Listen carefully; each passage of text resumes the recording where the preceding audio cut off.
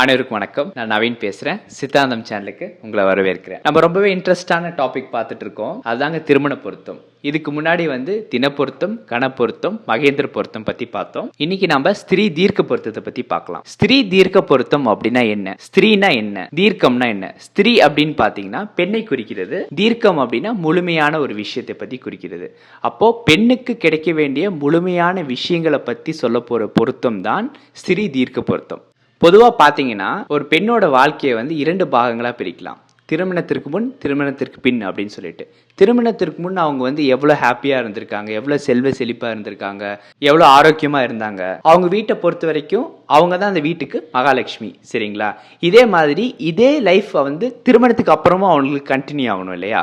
அதுக்காக தான் ஸ்திரீ தீர்க்க பொருத்தம் பார்க்கணும். ஸ்திரீ தீர்க்க பொருத்தம் இருக்கு அப்படின்னா திருமணத்துக்கு அப்புறமும் இந்த பெண் பிறந்த வீட்டில் எப்படி இருக்காங்களோ அதே மாதிரி புகுந்த வீட்லையும் இருப்பாங்க அப்படின்னு சொல்லலாம். பிறந்த வீட்டில் எவ்வளோ ஆரோக்கியமா ரொம்ப ஹாப்பியாக இருந்தாங்களோ அதே மாதிரி புகுந்த வீட்டிலையும் ரொம்ப ஹாப்பியாக ஆரோக்கியமாக இருப்பாங்க. செல்வம் சேரும், ஆயுள் நல்லா இருக்கும், நோயற்ற வாழ்வே குறைவற்ற செல்வம் அப்படின்னு சொல்லுவாங்க. நம்ம ரொம்ப ஆரோக்கியமாக இருந்தோம்னா நம்ம கிட்ட இருக்க காசு மல்டிப்ளை ஆகிட்டே இருக்கும், குறையவே குறையாது. இந்த ஸ்திரீ தீர்க்க பொருத்தம் இல்லைன்னா என்ன ஆகும்னா கல்யாணத்திற்கு அப்புறம் அந்த பெண் நிறைய ஹெல்த் இஷ்யூஸ் ஃபேஸ் பண்ண வாய்ப்புகள் இருக்கு. உடல் ரீதியாக அவங்களுக்கு சின்ன சின்ன ப்ராப்ளம்ஸ் வர வாய்ப்பு இருக்குது. இதனால அவங்க ஃபேமிலியை நல்லா கான்சன்ட்ரேட் பண்ண முடியாமல் போயிடும். வேலைக்கு போகிற பெண்கள் இருக்காங்க, கல்யாணத்துக்கு அப்புறம் அந்த ஒர்க் அவங்களோட கான்சன்ட்ரேட் பண்ண முடியாது, ஒர்க்கையும் ஃபேமிலியும் மேனேஜ் பண்ண முடியாது. இந்த மாதிரி ஸ்மால் இஷ்யூஸ் இருக்கும். அப்போ ஸ்திரீ தீர்க்க பொருத்தம் தான் ரொம்ப முக்கியமான பொருத்தமானு என்ன கேட்டிங்கன்னா கண்டிப்பாக கிடையாது.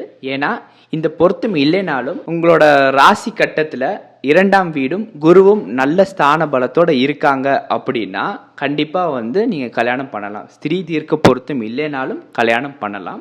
ஆனா ஸ்திரீ தீர்க்க பொருத்தம் இருந்தால் ரொம்பவே நல்லது அப்படின்னு நான் சொல்றேன். ஸ்திரீ தீர்க்க பொருத்தம் எப்படி பார்க்கணும் அப்படின்னா பெண்ணோட நட்சத்திரத்திலிருந்து ஆணோட நட்சத்திரம் எத்தனாவதா வருது அப்படின்னு நீங்க பார்க்கணும். அதாவது பெண்ணோட நட்சத்திரத்திலிருந்து ஆணோட நட்சத்திரம் 13வது நட்சத்திரத்திற்கு மேற்பட்டு வந்தால் ஸ்திரீ தீர்க்க பொருத்தம் இருக்கு அப்படின்னு சொல்லலாம். சப்போஸ் இல்லைங்க 7லேருந்து 13க்குள்ள வருது அப்படின்னாலும் எடுத்துக்கலாம். ஏன்னா அது ஓகே நட்சத்திரமா நம்ம கன்சிடர் பண்ணிக்கலாம். ஆனால் 13வது நட்சத்திரத்திற்கும் அப்புறம் வந்தாதான் அதை நம்ம பொருத்தமா கன்சிடர் பண்ண முடியும்.